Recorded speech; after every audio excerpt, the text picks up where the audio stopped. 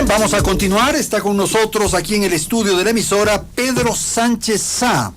Él es el principal en Ecuador de COFACE.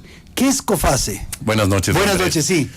COFACE es una compañía francesa que se dedica al aseguramiento de crédito. Es una compañía líder a nivel mundial en seguros de crédito. Básicamente la actividad es proteger cuentas por cobrar. Perfecto. Al igual que cualquier otro ramo de seguros, las cuentas por cobrar en una compañía es un activo en riesgo. Normalmente cuando una compañía vende a crédito a otra compañía, siempre hay el riesgo de impago por parte del cliente hacia el proveedor. Entonces nuestra actividad es proteger cuentas por cobrar.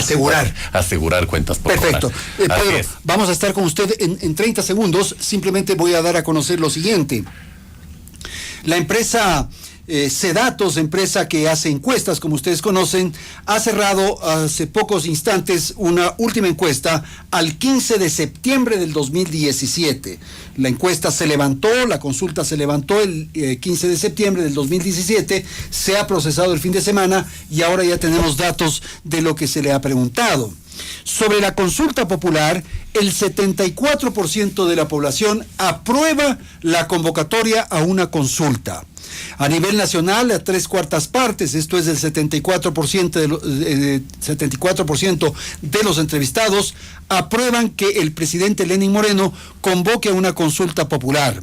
Por regiones, en la sierra se aprueba por parte del 77%, en la costa el 74% y en la Amazonía el 83%.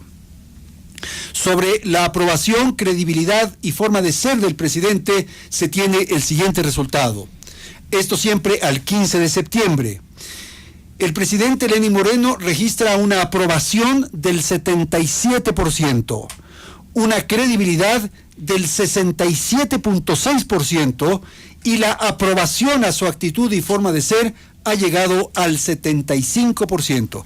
Esto es entonces lo que ocurre con el comportamiento del presidente. Ahora, ¿qué ocurre o qué sucede con la credibilidad de la palabra de los mandatarios? El 2017, el presidente Rafael Correa inició con el 64% de credibilidad en enero del 2007, El presidente Correa inició su gestión con el 64% de credibilidad, esto es en enero del 2007.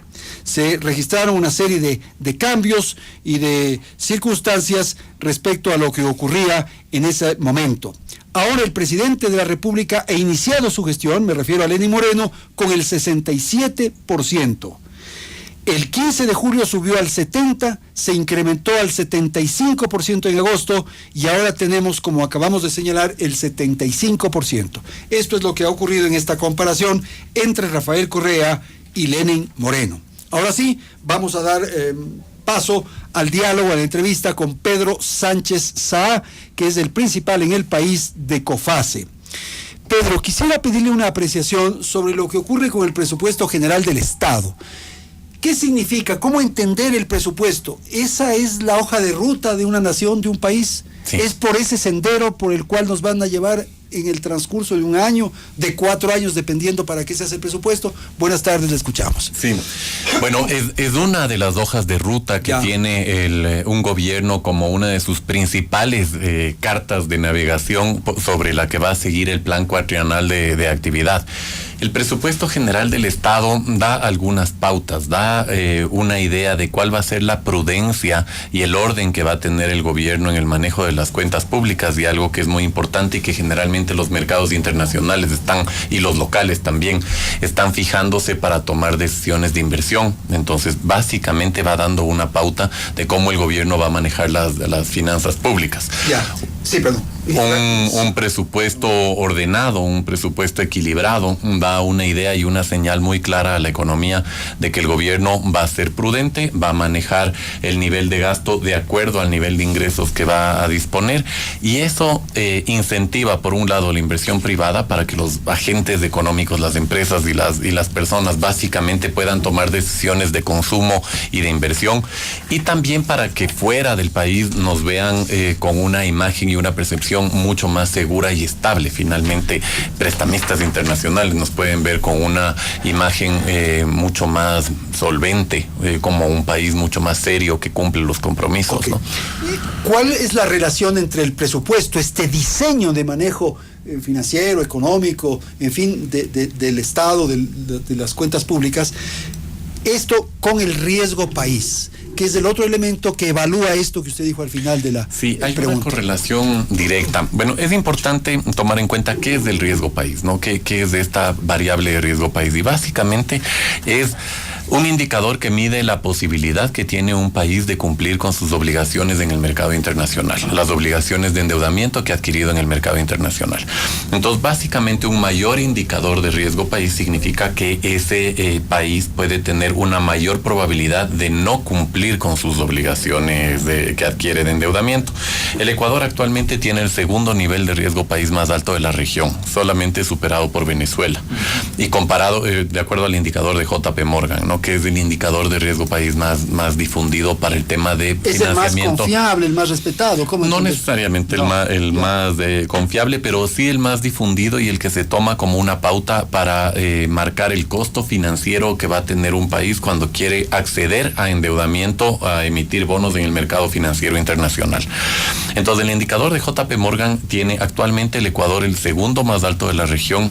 Países vecinos como Colombia o Perú, por ejemplo, están alrededor de 200 puntos Colombia y 140 puntos Perú, mientras el Ecuador tiene 640 puntos de riesgo país. El estar en esas condiciones hace que los créditos que contratemos se vuelvan más complicados, más costosos, más difíciles, en fin. Así es, porque el indicador de riesgo país lo que hace es, sobre una tasa libre de riesgo, que se llama, que es una tasa referencial, subirle unos puntos al endeudamiento cuando el Ecuador quiere salir al mercado internacional. Y es por eso que las últimas emisiones que el gobierno realizó, el gobierno anterior y bueno, el actual, han salido a tasas de alrededor del 10%, el 9.75, que es muy alto el endeudamiento, es costosísimo y además a un corto plazo, y básicamente viene dado por el riesgo país. Entonces, ¿qué variables afectan al riesgo país? En el caso ecuatoriano, una de las variables que más afectan al riesgo país es el precio internacional del petróleo.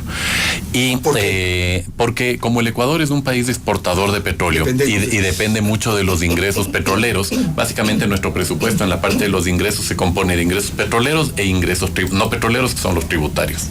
Como buena parte de los ingresos del gobierno dependen de los ingresos petroleros, el rato que cae el precio internacional del petróleo, también se ven afectados los ingresos del gobierno, y eso eleva el riesgo país, porque podría llegar un momento en que el gobierno no tenga para pagar el endeudamiento que ha contraído. Entonces, una pequeña fluctuación en el precio del barril del petróleo puede tener un fuerte impacto en el riesgo país del Ecuador. Y lo que ha pasado en estos últimos meses es que el precio internacional del petróleo se ha recuperado y ha estado fluctuando alrededor de los $50 por barril, y eso ha hecho que el riesgo país del Ecuador baje. Entonces, ha bajado, sí, porque llegó... O sea, estamos en mejores condiciones. Estamos en una mejor condición. En este momento estamos alrededor de